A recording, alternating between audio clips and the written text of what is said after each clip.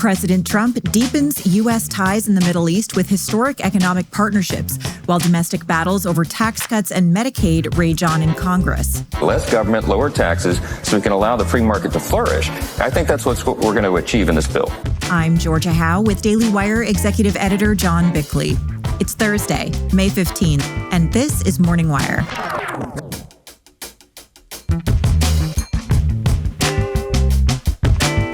The FAA calls an urgent meeting with airlines to address critical staff shortages and faulty equipment at major travel hubs. And a sweeping ICE raid in Nashville nets nearly 200 criminal illegal aliens, sparking backlash from the city's Democrat mayor and a larger national debate on DHS protocols. If anyone's breaking the law in this situation, it's not members of Congress, it's the Department of Homeland Security. You lay a finger on them, we are going to have a problem. Thanks for waking up with Morning Wire. Stay tuned. We have the news you need to know. Did you know that Fast Growing Trees is the biggest online nursery in the U.S. with thousands of different plants and over 2 million happy customers? This spring, they have the best deals for your yard, up to half off on select plants and other deals. And listeners of our show get 15% off their first purchase when using code WIRE at checkout. That's an additional 15% off at fastgrowingtrees.com using code WIRE at checkout. That's fastgrowingtrees.com, code WIRE. Now's the perfect time to plant. Use code WIRE to save today. Offer is valid for a limited time. Terms and conditions may apply. House Republicans negotiated Trump's One Big Beautiful Bill this week in marathon sessions that began Tuesday and stretched well into Wednesday morning. Lawmakers muscled the legislation forward to ready it for passage by the end of next week. Daily Wire reporter Tim Pierce is here to talk about what's in that sweeping bill that's a key leg of Trump's economic agenda and the latest from his Middle East trip. So, Tim, what's in that bill so far? Well, the big piece here is the permanent extension to Trump's 2017 Tax Cuts and Jobs Act. On top of that, Republicans want to make good on Trump's campaign promises, such as no tax on tips and boosting funding for the military and immigration enforcement. Here's House Speaker Mike Johnson on Newsmax yesterday. We're checking all the boxes. He promised no taxes on overtime, no taxes on Social Security, no taxes on, for example, interest on car loans that are made in America. A number of those things are woven into this bill, and we've made all the math work so we can do that. Here's a few of the pieces agreed to so far. There are new exemptions for tips and overtime pay for those who earn less than $160,000 a year. The government will pay $1,000 to parents for babies born through December 31st of 2028. It also raises the state and local income tax deduction from $10,000 up to $30,000. Of course, to get all this and more, the GOP must find funding offsets, and that's where the negotiations really get heated. Right. So where will those savings come from? There are some tax credits being closed. For example, the bill limits itemized deductions for the 37% top bracket, essentially a tax increase on many big earners. And some Inflation Reduction Act tax credits for electric vehicles and green energy will also be scrapped, though not completely until 2029. And then there is Medicaid. Part of the bill would put in place work requirements for able-bodied people, and other safeguards will also be added, but those reforms could run into trouble in the Senate. Here's Republican Senator Josh Hawley already attacking it. If you want to do work requirements, I'm all for that. I bet every Republican and I bet most Americans would agree with that. But we're not talking here about just work requirements. The House goes much, much, much further than that. And here's Congressman Buddy Carter defend again. We're making sure that no illegals are going to be on this program. We're making sure that people aren't registered in more than one state. We're making sure that there are going to be work requirements so that able-bodied adults are truly in need of it.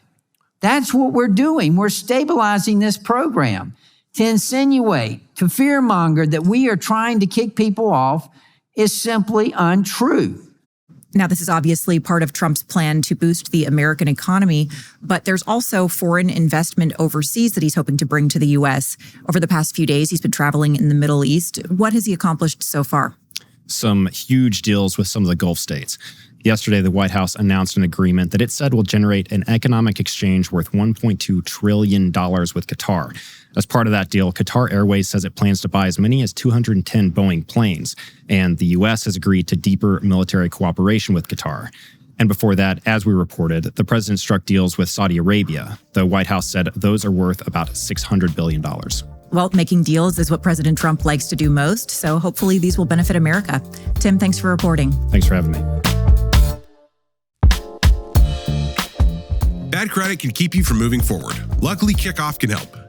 Kickoff users with credit under 600 grew an average of 84 points in their first year. Start building credit with Kickoff today, and you can get your first month for as little as $1. That's 80% off the normal price when you go to getkickoff.com/wire today. That's kickoff without the C. Getkickoff.com/wire. Must sign up via getkickoff.com/wire to activate offer. Offer applies to new Kickoff customers as first month only. Subject to approval. Offer subject to change. Average first year credit score impact of plus 84 points between January 2023 and January 2024 for Kickoff credit account users who started with a score below 600, who pay on time, and who have no delinquencies or collections added to their credit profile during that period. Late payments may negatively impact your credit score. Individual results may vary. The Trump administration is putting pressure on the FAA after several deadly plane crashes and concerns with staffing shortages. Joining us to lay out the details is Daily Wire investigative reporter Mairead O'Lordy. So Mairead, Transportation Secretary Sean Duffy testified to Congress yesterday, Wednesday. What reforms is he making? Hi, John. Yes, so on Wednesday, Duffy testified to lawmakers on a House Appropriations Subcommittee about the Transportation Department's new budget request. He's asking for billions of dollars to fix the country's air traffic control system, which, as you know, has been the target of a lot of criticism after several deadly disasters and major snarls in the system. Right now, there's a crisis at Newark Liberty International Airport, one of the country's busiest airports. Hundreds of flights were grounded last week when air traffic controllers couldn't see, hear, or talk to the planes for about 90 seconds. This has actually happened twice, one last month and then again this month. Newark needs 38 air traffic controllers and it only has 24 right now, and 5 of them actually took a 45-day trauma leave afterwards due to the stress of the outage situation. Also, construction at Newark has caused about 34 flight cancellations per day. Duffy actually said he moved his wife's flight to avoid Newark because of all the delays. Duffy blamed the Biden administration for failing to fix the broken system. Over the last 4 years, the last administration, they knew this was a problem. And by the way, during COVID, when people weren't flying, that was a perfect time to fix these problems. On Wednesday, airlines met with the FAA to address the situation at Newark. The FAA is already working on the Newark airport. It did a software update to prevent another outage, and it's slashing the number of flights for now. But the crisis just points to a larger problem with this country's air travel system. Right. And of course, we had that tragic, deadly crash in January in Washington, D.C. Remind us of the details about that incident. Right. That horrific crash between a commercial flight and an Army Black Hawk helicopter that killed all 67 people aboard both aircraft over the Potomac River. That happened the day after Duffy was sworn in. And just after that crash, President Trump raised concerns about DEI in air traffic control hiring. I'm trying to figure out how you can come to the conclusion right now that diversity had something to do with this crash. Because I have common sense. So now DEI in air traffic control hiring is one of the main issues Duffy wants to address. Here's Duffy again talking about how they're reforming the testing standards that Biden lowered. They moved the standard. You had to get an 85 under Trump. They moved it to 80% in the test under Biden to be well qualified. So we've changed it to go, we want the best qualified. So if you get 90 and above on that test, you get a seat right away in the Air Traffic Control Academy. Now, another issue is airport infrastructure that hasn't been updated in decades, correct? Yes, infrastructure is another huge issue for Duffy. He wants to make a huge investment in brand new equipment, new radios for air traffic controllers, radar on the ground, sensors for tarmacs, and a new flight management system to improve airspace efficiency. Here's Duffy on infrastructure spending. So 2010, they passed the stimulus bill under the Obama era. And then you had $1.2 trillion in the last Congress. And so that's $2 trillion over 10 years. And sometimes you look around the country and go, where did $2 trillion go? Where is all the infrastructure? Why don't we have more?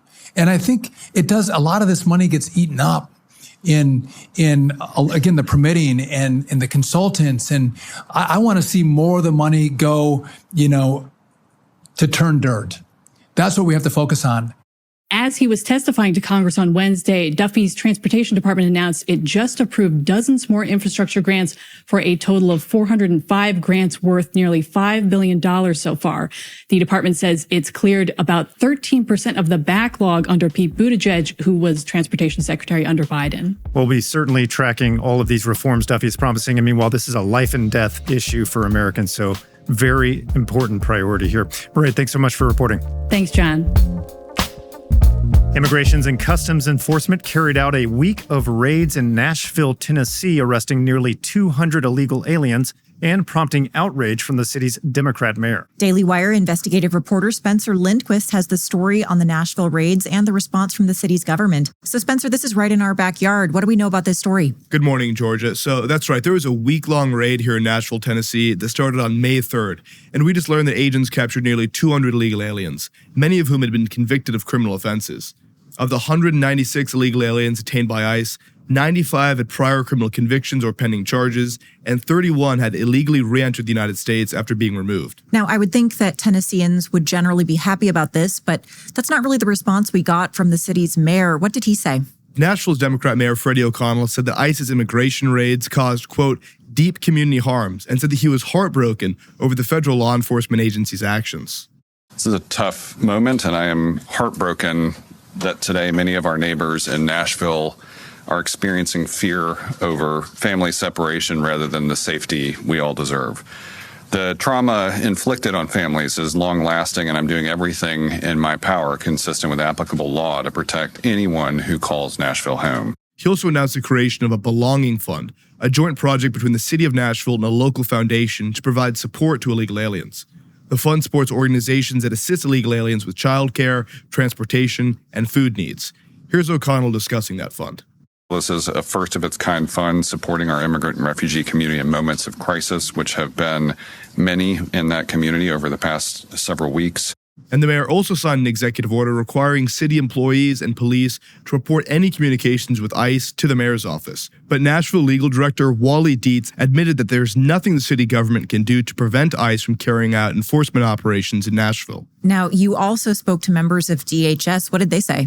Yeah, that's right. So Tricia McLaughlin is the Assistant Secretary for Public Affairs at DHS, and she called O'Connell a, quote, pro-open borders politician who would rather protect illegal aliens than American citizens. O'Connell was also slammed by ICE Acting Director Todd Lyons, who said that the Nashville mayor should be thanking federal law enforcement for protecting the city. Now, you mentioned that the individuals arrested had prior records. What do we know about them? So these are some bad characters, Georgia. We obtained exclusive information on the criminal records of some of the people arrested here in Nashville. One of those men is a 60-year-old Iraqi national who was convicted of rape and failed to register as a sex offender. Another is a 33-year-old from El Salvador who's affiliated with MS-13.